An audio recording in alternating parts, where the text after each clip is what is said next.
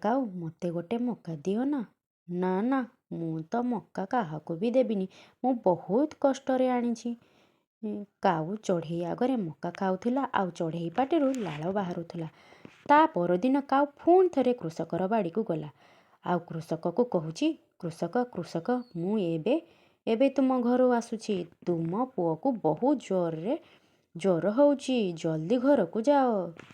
କାଉର କଥା ଶୁଣି କୃଷକ ବହୁତ ଡରିଗଲା ଆଉ ସେ କିଛି ନ ଭାବି ଘରକୁ ସାଙ୍ଗେ ସାଙ୍ଗେ ଗଲା ଭାରି।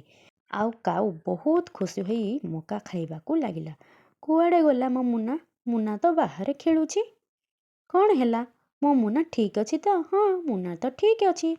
ତ ସେ ଦୁଷ୍ଟ କାଉ ମୋ ସହ ମଜା କରୁଛି। ସେ ମୋତେ କହିଲା ମୋ ମୁନାକୁ ଜ୍ୱର ହେଇଛି ଆଉ ଜଲ୍ଦି ଘରକୁ ଯାଅ। ସେ କାଉ ନିଶ୍ଚୟ ତୁମକୁ ଘରକୁ ପଠାଇକି ମକା ଖାଉଥିବ। ମୁଁ କାଲି ଦେଖିବି ସେ କାଉ କେମିତି ମୋତେ ବୋକା ବନେଇକି ମୋ ବାଡ଼ିରୁ ମକା ଖାଉଛି। କାଉ ଜଙ୍ଗଲ ଯାଇକି ବହୁତ ଖୁସି ଥିଲା। କିଛି ମକା ସେ ଧରିକି ବି ଆସି